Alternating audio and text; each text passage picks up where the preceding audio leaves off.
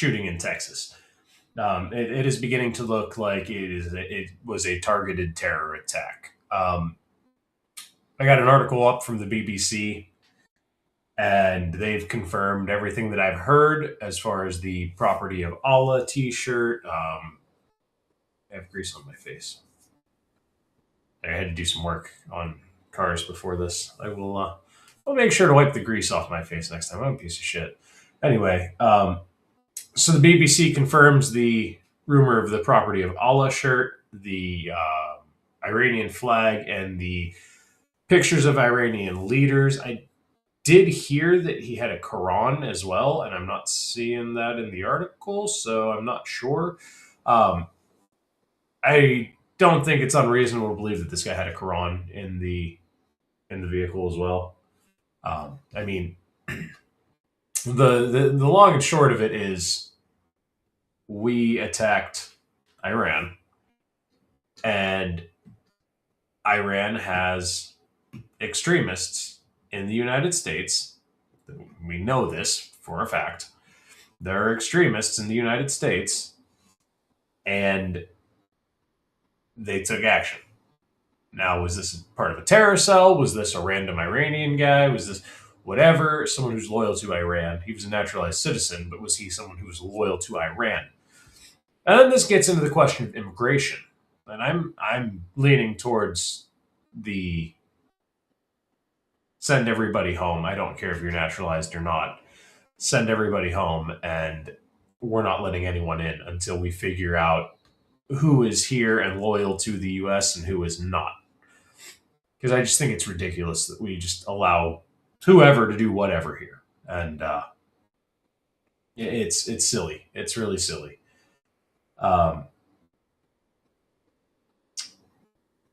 So this guy's from what country? He was born in Senegal. I don't know what fucking country that is or from or whatever. Let's check. Copy. I don't know if that's from the Middle East. I don't know. Never heard of it.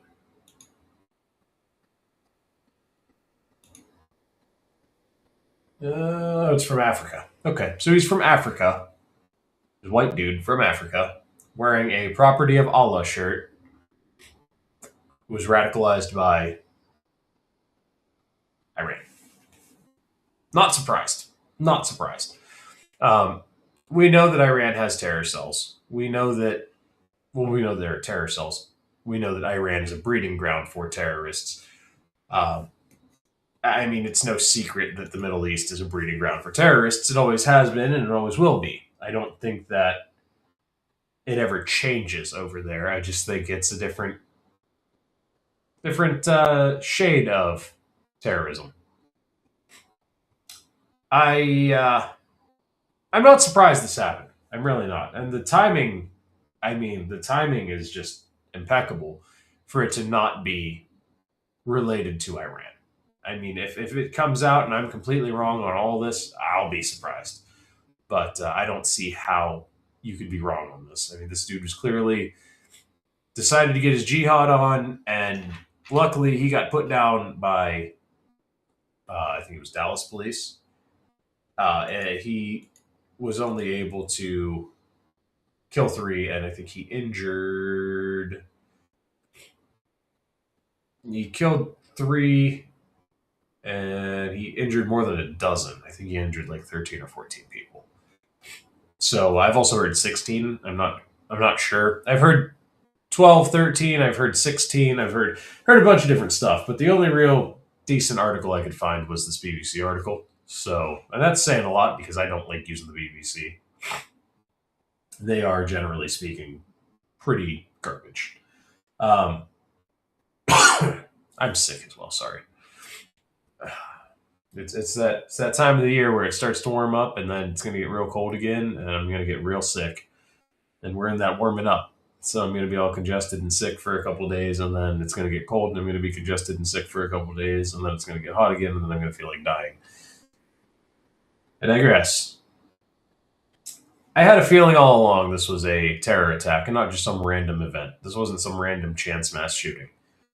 This was planned. This was organized. This was, well, it might not have been planned, but this definitely, there was some organization here. There was some loyalties to another country here. And I really think the issue we have with immigration is, where does your loyalty lie? Something I ask about Ilhan Omar quite frequently is, where do her loyalties lie? And it's pretty obvious. She's proven time and time again her loyalty lies with Somalia. She doesn't care about the United States. She's said as much. She has said, I am here to represent Somalia. That right there should have been enough to get her removed from office immediately. Just gone. You're out of office. You are not allowed to be a representative of the United States and say, "Oh, I represent the interests of Somalia." Okay, that's cool. Go do that there then. You're a United States Congresswoman. You don't get to represent the interests of Somalia. You get to represent the interests of the United States. And if you don't, bye bye.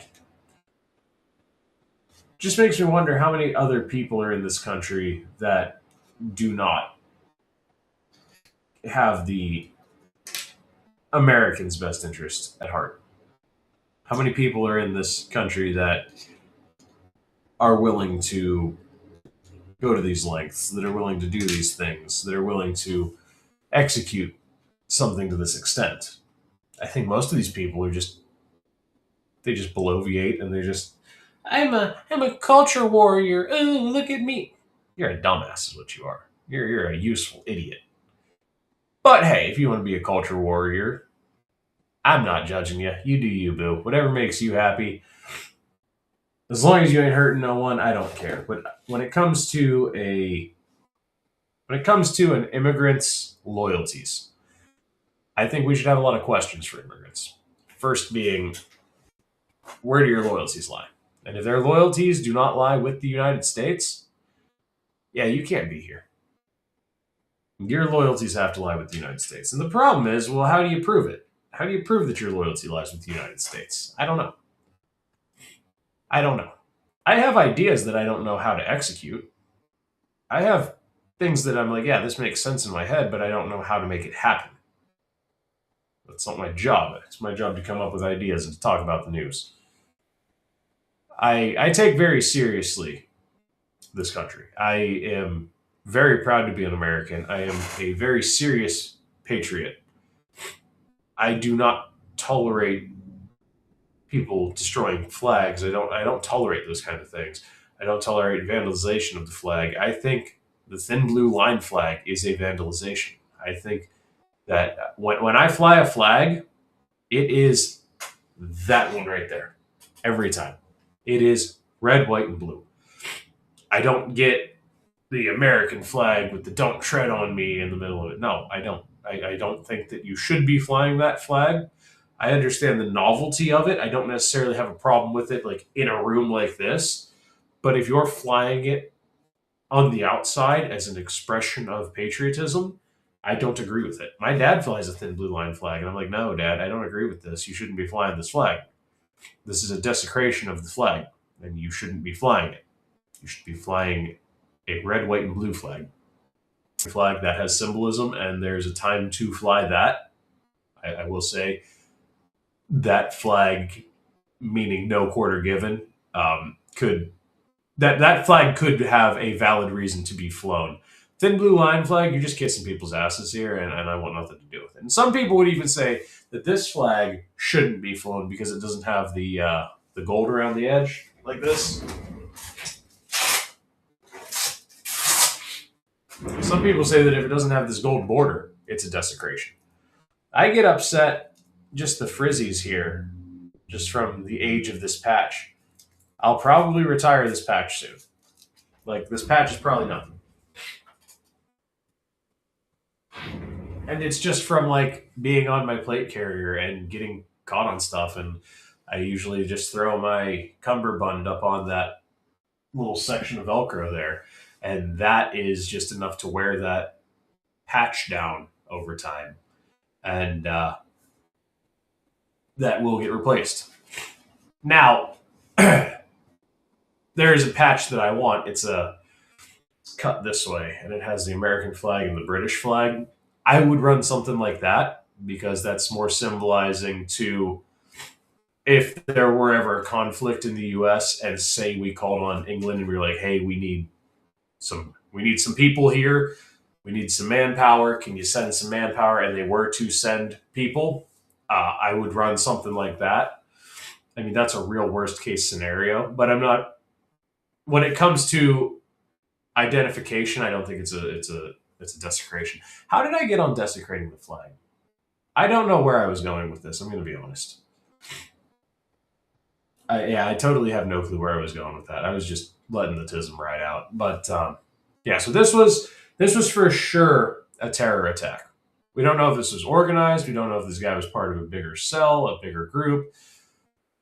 This was done for shock and awe. This was done as a you touched us, we can touch you. You you came to us and you started shit. Watch out. You can't go rescuing fucking other people's houses from rattlesnakes when you got a backyard full of them. You can't be the animal control guy and have a bunch of stray rattlesnakes in your backyard. You kind of got to deal with your house first. You got to keep your house in order. And that's something that I've had people in my life not understand is you got to keep your house in order before you can go help others. I have been in situations where it's like I would love to help you, but I can't help you because I have to keep my shit in order. And then I've had people get mad at me because I'm keeping my shit in order over their shit. And it's like, yeah, unfortunately, I have to keep my things in order, and I'm not able to keep your stuff in order while keeping my stuff in order. I have to do my stuff because it's in my best interest. I can't help anybody if you want me to come fix your car and my car doesn't run. I have to make my car run so that I can fix your car. If you want whatever it is, if you want me to be able to come save you, if you want me to react as a quick reactionary force, or if you want me to be able to be the guy who can come rescue you in the wintertime when you get stuck, my vehicle has to be A1 top tier. I can't be running around with a broken drive shaft in the front of my Jeep because then I don't have four-wheel drive and I can't save your ass. Like, I have to make sure my shit is squared away so that I can square away you. Same thing with this Iran thing. We can't be going to war if we have terror cells active in the US. I think that's something we need to deal with immediately, right now. But unfortunately, I feel it won't be dealt with. We know about them, we're just not doing anything about them. So I guess it is what it is. I don't know what we can do about it. I know what I'm going to do is I'm going to start training more. I am going to start competing because I think competition is one of the best forms of training. Because the numbers don't lie. If you want to become a good driver, start racing cars. Don't street race. Street racing is dangerous. It can hurt people. But if you want to become a really good driver, you start going to road courses. You start driving your car on road courses. If you want to become a good off-roader, you have to start wheeling your vehicle. At a certain point, though, you're going to have to wheel with people that know more than you, or you're going to have to wheel with people that have better rigs than you, so that you can learn how to do more with what you have. You're going to a racetrack, if you're going to a road course, you have to start running with the big dogs so that you know, okay, this is what I need to upgrade. This is what I need to do. This is what I can make the car do. This is what I need to change on the car. This is what I need to change about myself. If you're 350 pounds and you're trying to learn how to drag race and you're like, man, my car seems slow. What's something I can do to speed my car up? Well, you can lose 100 pounds. 100 pounds makes a big difference. And then you can cut another 50 off of that.